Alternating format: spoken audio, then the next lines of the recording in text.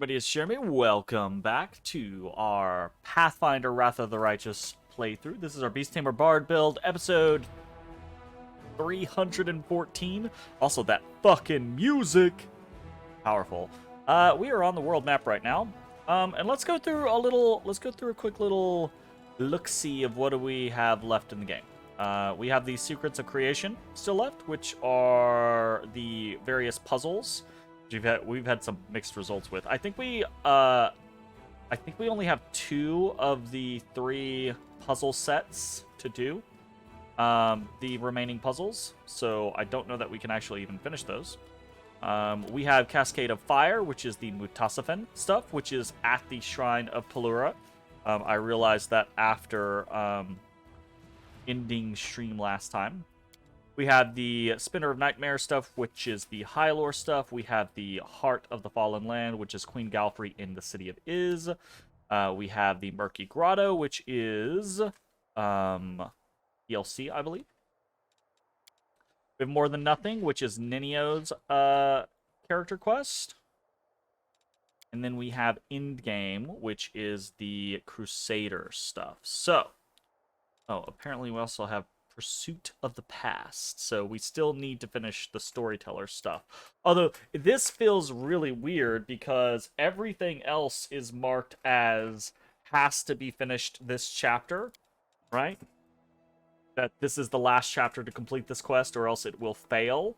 And the Pursuit of Past is not marked that, so I don't know what's up with that. That's a little weird. That being said, we are upon the world map. We're kind of just filling in spots right now as we run around and kill things. I think the next big plan is to go for the Spinner of Nightmares Den, Hylor stuff. We could do Pelura. I mean, that's also an option. But I think what we're going to do is we're going to fill in a little bit of missing roads. Filled in. Anything over here? No. Well, this seems fine. You good?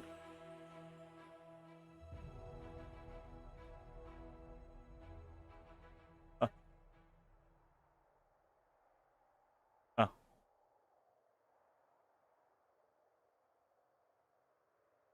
Gotcha. Be real mad. Okay. So, we are, I think, mostly good.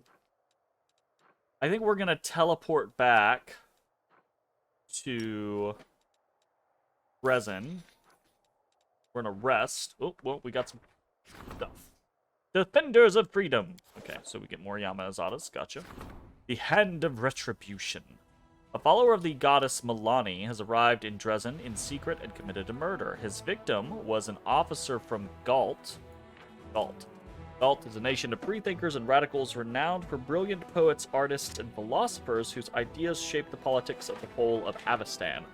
Galt was once a vassal nation of Cheliax. After the death of Eredin and the rise of House Thrune in Cheliax, the people of Galt decided to throw off their foreign rulers, along with their own nobles who had colluded with them. The executions did not end the bloodshed, and within 5 years, the severed heads of the ministers of the first government rolled down the steps of the guillotine. In the 40 years since, over a dozen governments have ruled Galt, rising and falling like the waves of a stormy sea. Oof. That's no bueno. Okay. His victim was an officer from Galt who had run from the revolution. Next to the body, they found a note that read, "Everyone will pay," and a list of future victims that included several other officers. They deny being involved in anything. We can help the vigilante? What the fuck? We can catch the murderer and get a bunch of leadership experience points. We cannot choose this because we don't have the Path of the Devil. Accuse Galt and demand compensation. Unlocks the grievance against Galt decree. Adds diplomacy and material points. We'll just go with catching the murderer. Seems fine to me. The guards tracked down and seized the murderer. The follower of Milani was publicly punished, for only the commander can dispense justice within the crusade, and no one has the right to lay a finger on his soldiers without an order. Yeah, that seems fine. That seems fine.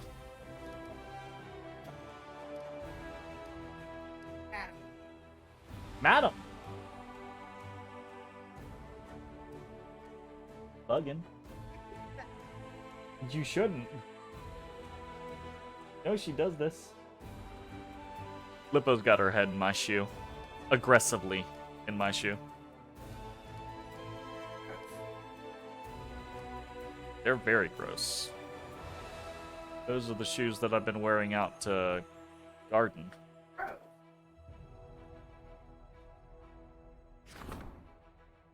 14 days to solve that. 7 days to solve that. I guess we could do like a logistics one. Oh, right. Didn't I? Yes. I think I teleported back last time anyways. And I went... We're going to save. I'm pretty sure I went into Dresden. Enter. And we've got stuff happening in the Citadel. Pretty sure.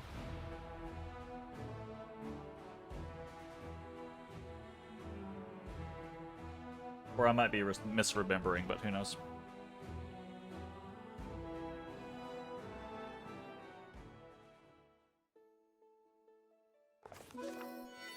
I need to recover my strength. There we go. Lady Konomi's voice is brimming with satisfaction. Commander, I bring wonderful news. We are getting reports from all regions of Mendev that the nationwide political crisis has been resolved. The military detachments you sent across the regions have restored order and suppressed the emerging riots. The entire country is impressed with how you managed to hold the demons back without reinforcements. I believe it's fair to say that at this moment, Commander, your word carries the greatest weight in Mendev's politics. You could use this influence to accomplish something monumental. For example, you could organize a total military mobilization across the kingdom. What will you do with your newfound power? We get to hear from the peanut gallery. I'm kidding. We need to remind Mendevians that the gods care for us. They gave us the strength and the wisdom to save the kingdom. Let the people go to the temples, praise them, make donations, and pray. In dark times, we need all the faith we can muster. I was going to say, Darren is going to have some shit to say about that. In many lands, the temples collect tithes. I have a fresh new idea. Why don't we turn this around and tax the temples? We'll call it the tax of the righteous, and tell them that the more pious the temple and its congregation, the more coin will be collected. We'll just have to see what wins, faith or greed. Someone must take care of Mendev. The old mayor won't survive another wild ride like that. Maybe we should hold elections for the members of the Royal Council. Finally let those who are worthy run the country, no matter their social class or wealth. Wow. Woljif just comes out. Equal rights for tieflings. Woljif, hands on hips, stares boldly at those around him. It's time to stop the oppression of our noble people by Mendevian society. Tales are no reason for persecution. I mean, I feel like I morally immediately go for Woljif's scenario, right? But we'll look at the effects first. Let's listen to the council's opinions. As you wish, Commander. Your advisors have proven their diplomatic and political acumen. Social, Mendevians have honored the gods before, haven't they? Was it not enough? It was enough, which is why the gods did not let Mendev fall. But when adversity passes, people breathe a sigh of relief, and then they leave the temples. It's just how it always goes. However, even though the crisis in Mendev is behind us, our war rages on. We need to remind everyone that the most terrible evil hasn't yet been defeated, and to unite them around spiritual power instead of worldly authorities as before. Are you sure there's no one in Mendev more in need of respect than the gods? No one at all? Or Are the gods like the most downtrodden bunch? Is that why you worry about them so much? That's fair, Woljif. Aaron, is this really the time for new taxes? Temple taxes, no less? Normally, you could never get away with something like that. But now, with the end of the crusade in sight, no one will defy you. So we'll kill two birds with one stone. Find the new source of funding that we desperately need, and have a grand old time watching the priests being torn between the urge to appear holier than everyone else and the desire to pay less. You're like a child. For the sake of a joke you find humorous, you're advising the commander to go against faith, the only solace people have left in this war-ravaged land. No matter how much money we get from Mindev, we'll have to spend it all on personal guards or the crowd will promptly hang us, and the tallest branch will go to Count Aaron Day in recognition of his irrefutable wisdom. Lan, what was that about an election? Right now, Mindev is a smoldering ruin, a realm of devastation whose only riches are patriotism and corpses. We need to save it before it's too late. We should start with those in charge. We've had enough haughty bureaucrats lining their pockets, and nobles believing themselves superior to others because of their lineage. It would be nice if the Royal Council was composed of those who deserved it, with no regard to family trees, connections, or purse size. The mongrels choose the smartest, bravest, most experienced one among them to be their chief. Maybe the Uplanders could learn this trick, or are they too civilized for it? A spark of worry flashes in Lady Konomi's eyes. Is it really a good time for reforms of such magnitude? There has been enough disturbance in Mindev already. You're the one who brought this to the table. Woljif, explain your point about tieflings and their rights.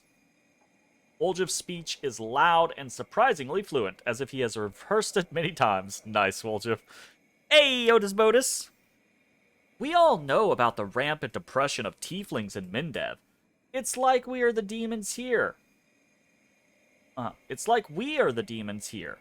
get no freedom, no respect, only humiliation and wallops. Gotta lock horns with the horned ones, am I right?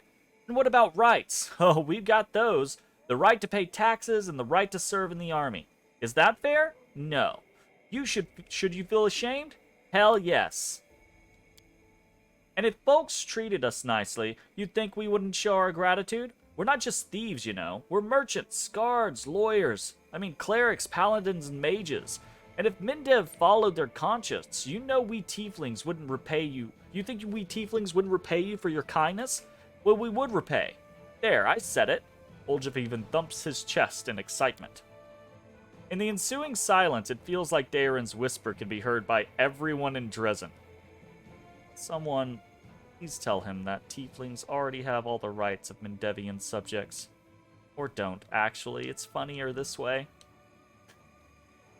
Okay, they might have all of the rights of Mindevian subjects, but that doesn't mean that they're not oppressed, right? Now, don't you go making a sucker out of me, alright? You think we don't understand that it's one thing to have these rights on paper that anyone can wipe their bottom with, but to have them for real, that's a whole different story. I would guess that people have no love for you or your tiefling pals, not because of your race, but because you're thieves and crooks to the bone. But don't mind me, who am I to talk? Just some one-horned half-lizard who doesn't know what it's like to be judged on your ancestry. Alright. Lady Konomi, is there anyone left in Mindev who could be mobilized? There is, rest assured. If everyone was here already, Mindev would have died of famine.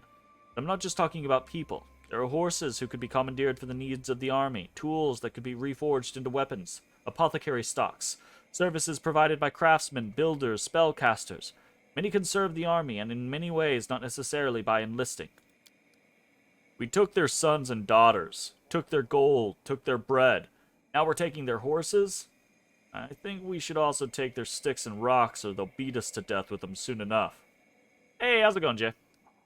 Ready to make my decision. It sounds like we shouldn't take anything from anybody. We should just leave them the fuck alone. Social, urging glorification of the gods. All generals learn the Judgment Day spell. Judgment Day costs 60 energy. Dear Lord. Ooh, cool. It's d6 times power magic damage to all enemies and restores d6 times power HP to all units. That's actually not that strong. If you think about it, like, I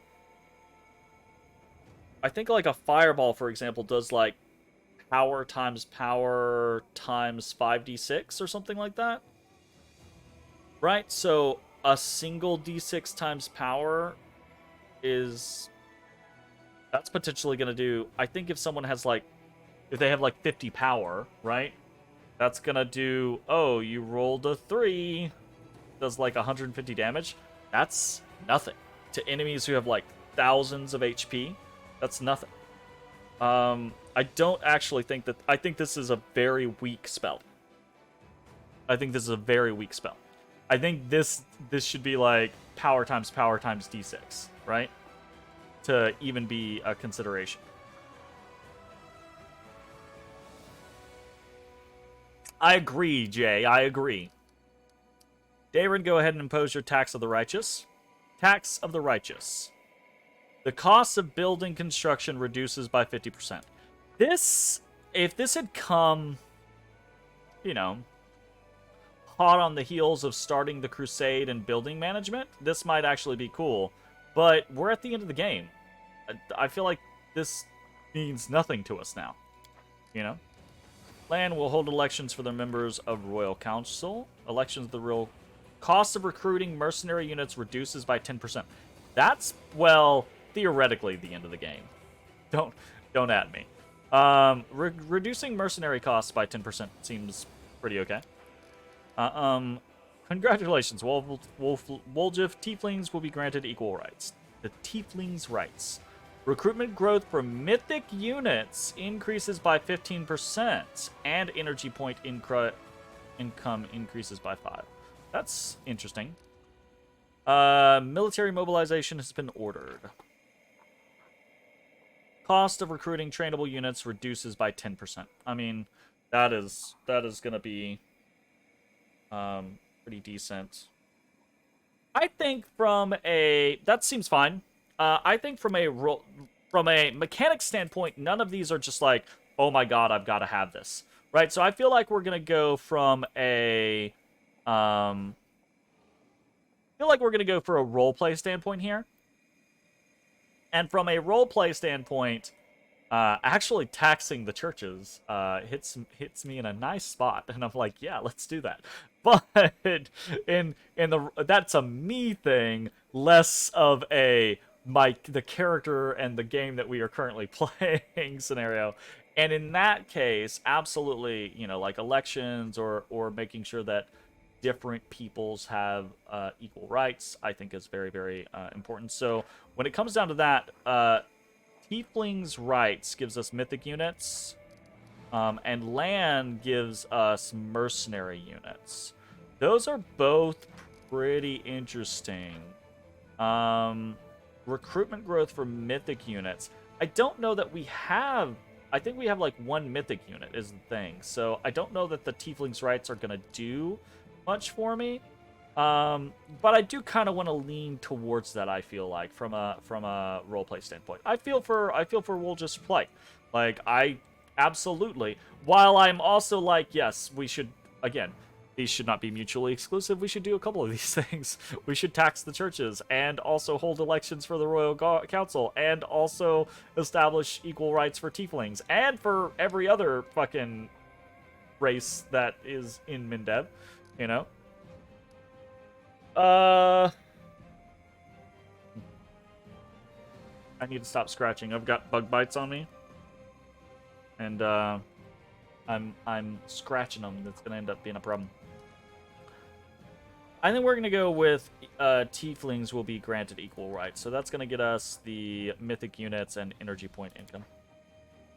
All of the above, right? Right? I would totally just do all of the above. Wolf, tieflings will be granted. Here's the thing. We should do more than tieflings will be granted equal rights. It should be, we will enforce that tieflings have equal rights. The organizations that enforce justice will be redesigned to make sure that tieflings are not being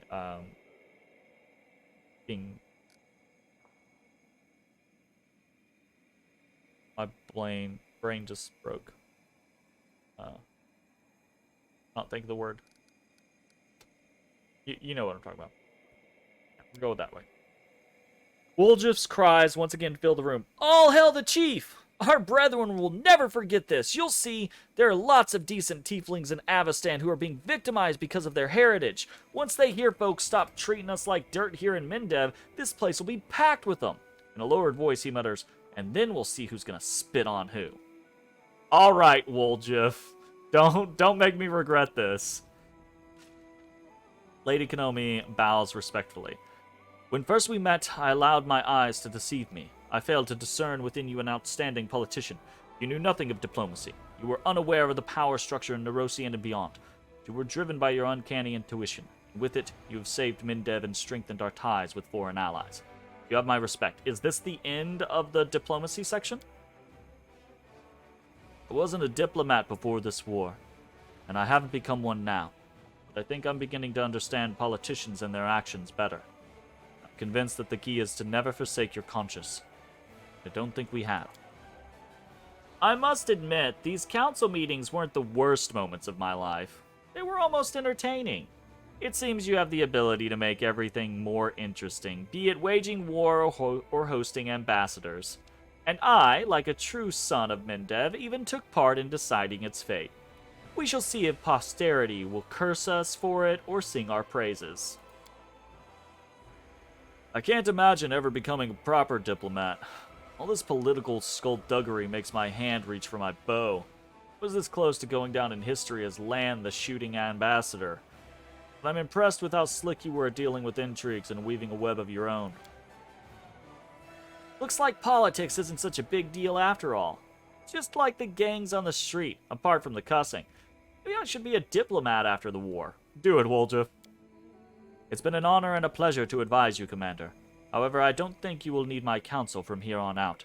Mindev stands strong. Our allies are loyal and reliable. The diplomatic council has served its purpose. You don't need it any longer. All right, diplomatic council done. Sweet. Dorgalinda Stranglehold. Dorgalinda is looking at you with undisguised awe. Well, I'll be. You really did come back from the abyss itself. Commander, you amaze me. Well, if you're doing miracles now, maybe you can pull our logistics out of the abyss while you're at it. Because in your absence, that's exactly where it's gone, all the way to the bottom. We have a shortage of quite literally everything. Don't take this as sedition, Commander, but I'll give it to you straight. Right now, there is no way of acquiring anything legally. Her Majesty squeezed all she could out of Mindev to march on Iz, and we've been left with a bunch of measly crumbs. Fortunately, I still have some of my old connections in Mindev. The nation has been in chaos for the last few months. Without the Queen watching over them, everyone's taking everything that's not nailed down. But I know how to make sure we get something out of this madness. Just a bit, here and there. Woljif rubs his hands, smiling broadly. Woljif, you're supposed to be a diplomat, not a thief. This is it. This is my time to shine. I've got a clever little scheme I've been cooking up for a long time, and now I'm finally going to put it into action. Oh, we'll hit it big. You just give me the go-ahead. Has everyone in Mindev truly turned to stealing? I just can't believe it. But we have no choice. No war has claimed many lives. Deserted villages, abandoned houses, banners of noble lineages that have been cut short. If they don't belong to anyone now, maybe we could take them? I don't like this. I get it. This isn't the time to be squeamish, but joining in on the plundering of Mindev, that's too low. If we can't avoid it, let's sell our own spoils on the black market instead of stealing. That's an idea. Ooh. consider our options. Woljif, what's the scheme of yours? Alright, so, we issue war bonds with mind-blowing interest, 300%, 400, whatever, but we don't release them to be traded publicly. Instead, we hold a sell to sell everything we have left in the warehouses.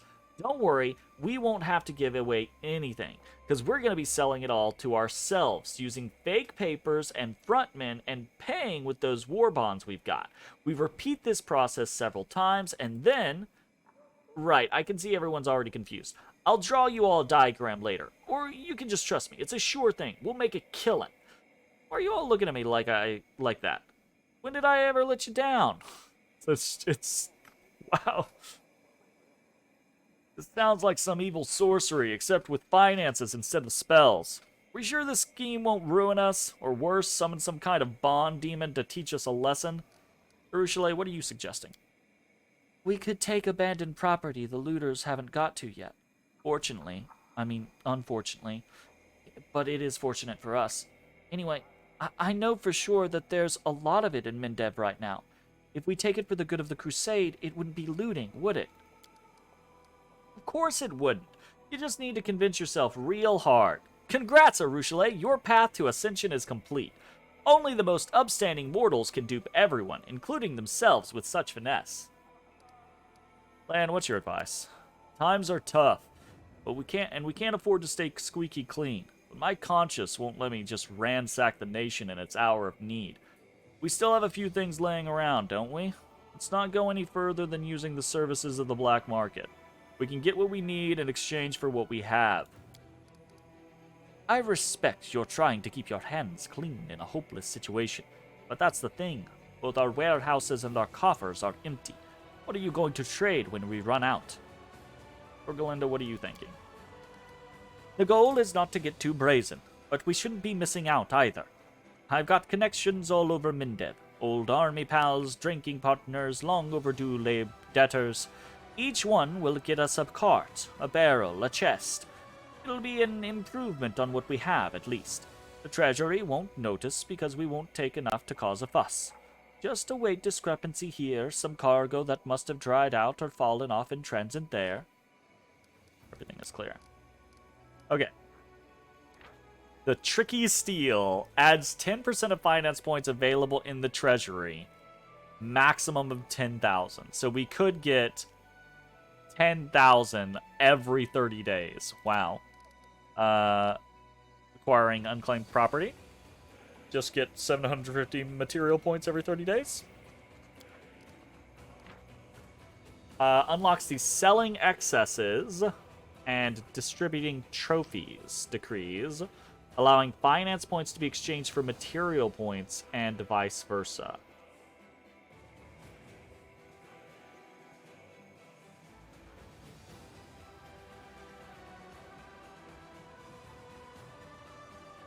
At roughly equivalent. Okay, gotcha. Understood.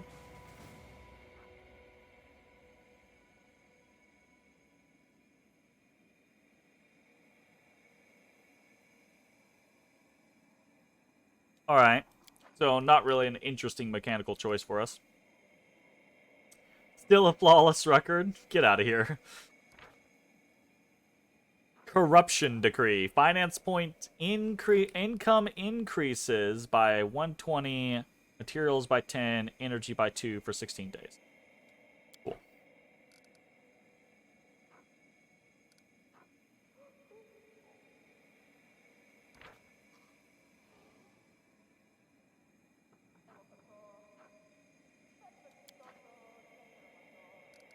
I'm kind of inclined to just go the land route here.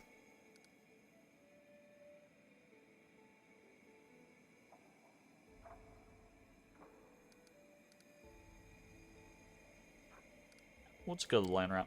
It's a bit of a compromise as far as our consciences are concerned, but what else can we do? Still beats becoming thieves. I really can't stress this enough. We're in a bind here. We're doing everything we can to resolve it, but I have no doubt this council will need to reconvene again shortly. Well, you know. Thomas Lungar. Oh no. Where's Captain Harmatan? My lord. An unfamiliar knight enters the hall, a white-bearded old man clad in armor that's polished to a sheen and adorned with an image of Iomede's sword. Despite his age, his movements are confident and his eyes sharp. The knight's voice trembles ever so slightly, not because of his years, because of his barely restrained temper. I have come to report treason. Who are you? Sir Thomas Longar, paladin by the grace of Iomede and your loyal servant. Until recently, I was Captain Harmattan's adjutant. I was mostly involved in staff work. Alas, I'm no longer of age to be fighting on the front lines. A shame that my chance to introduce myself to you has been made possible under such disgraceful circumstances. Okay, what the fuck happened? Where's Captain Harmattan? I'd say he's already made it halfway to Nerosian. That's what I've come here to report, my lord. You are, of course, familiar with the Wary. They're a circle of schemers who have been stirring up trouble practically since the beginning of your crusade. They're politicians undermining our holy cause with their petty intrigues. How many times have you routed them? And after each, they were back at it again. Sir Thomas shakes his fist, then gets a hold of himself and continues more calmly. I beg your pardon. I meant to tell you something that you didn't already know about them. Something I sadly didn't know either until now. The leader of the Wary this whole time, the one who incited their insubordination time and time again, it was none other than Captain Harmattan. Traitor. The block-headed fool. He is big mad.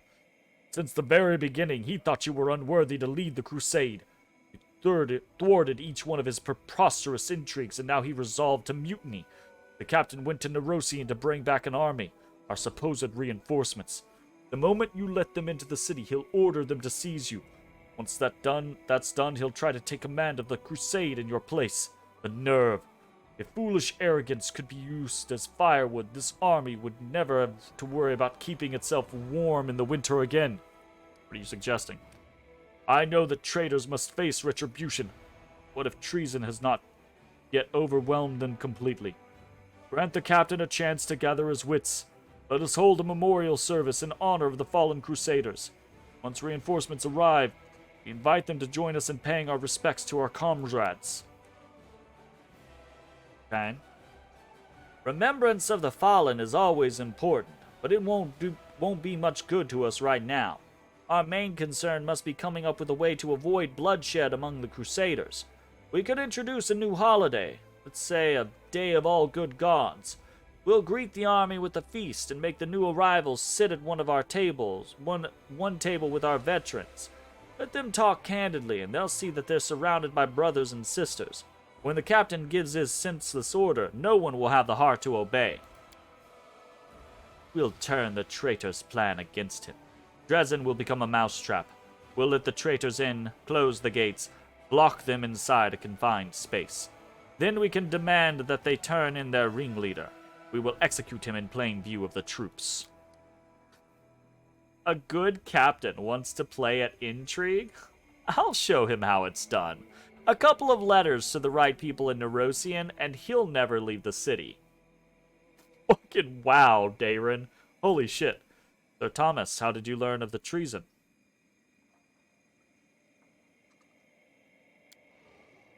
Remember the debacle the Wary had with their inane mutiny? That was when I first became suspicious.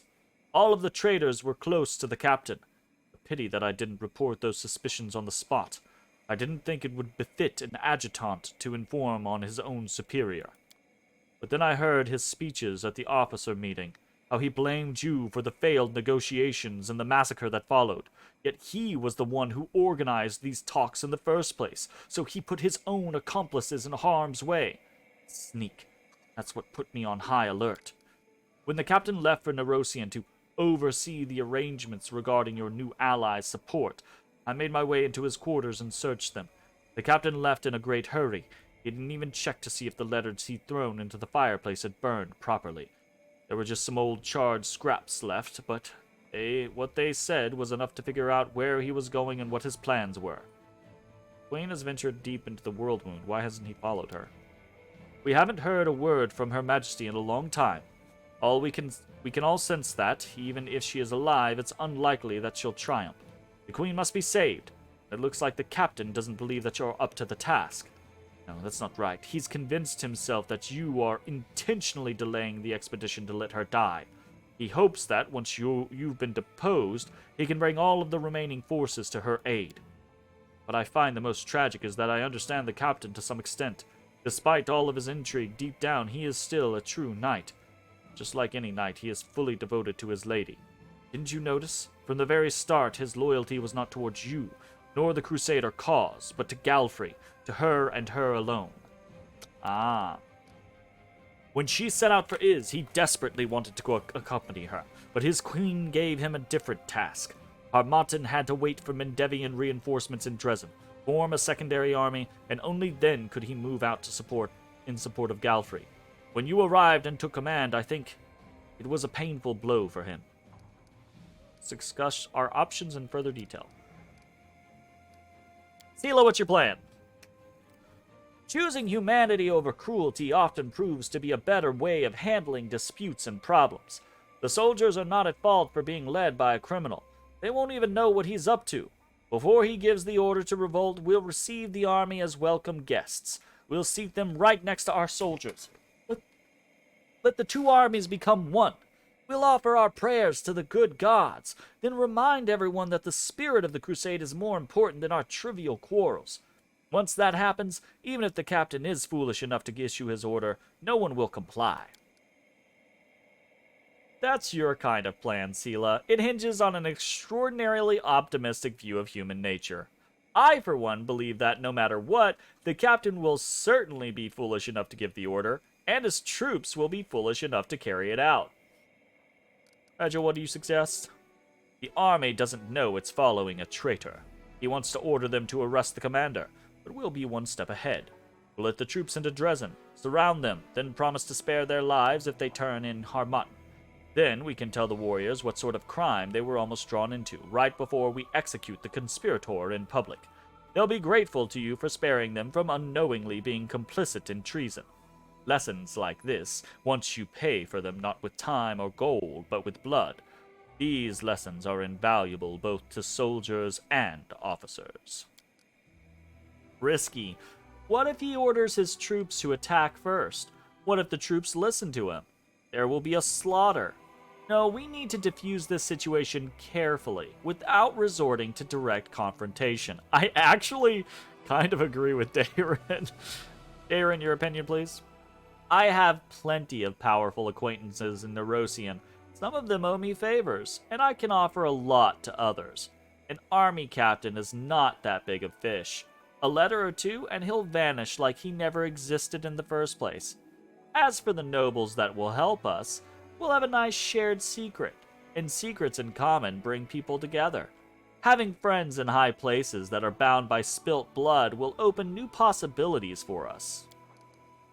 I believe that you and your cronies are unscrupulous enough to murder a captain of the Crusaders.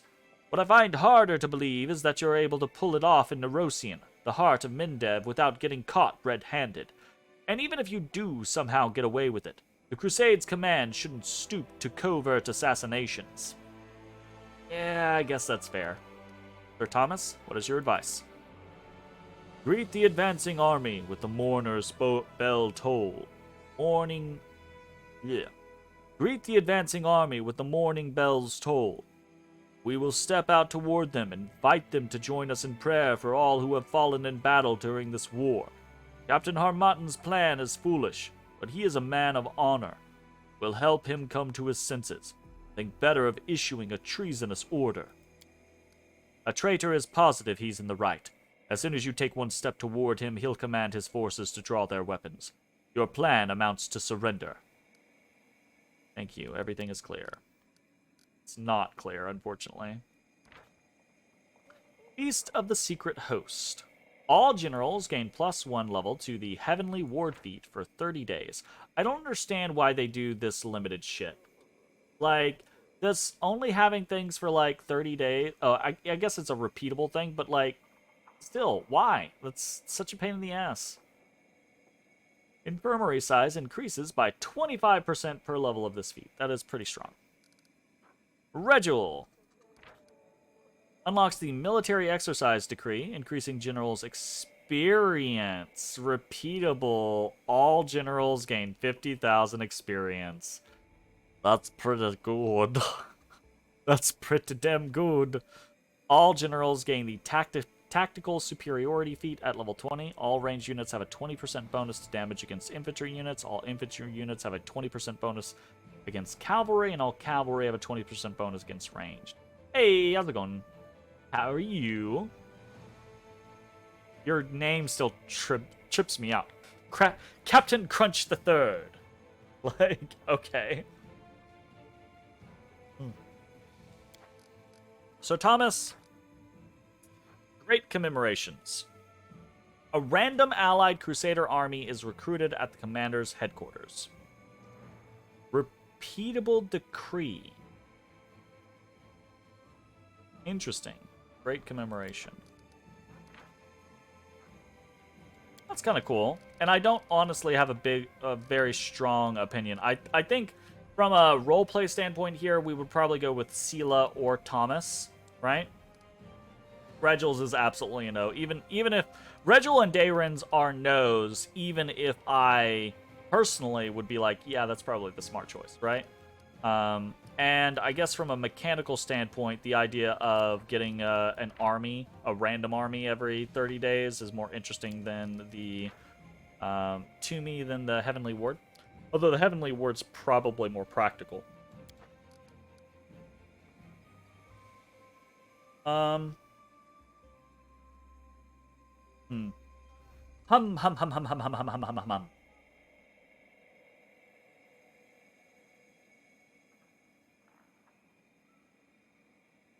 Let's go with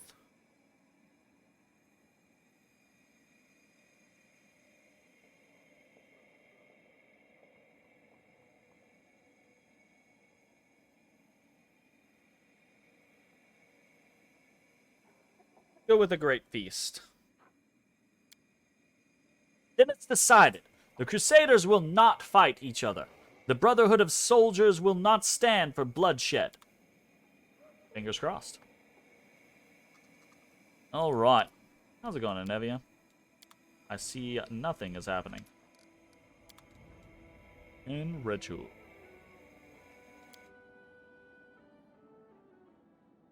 Chop. Chop, chop. Chopping that boy. Chop him up real good. Choppy, choppy, chop, chop, chop. Fling that tail at me. You fling that tail at me.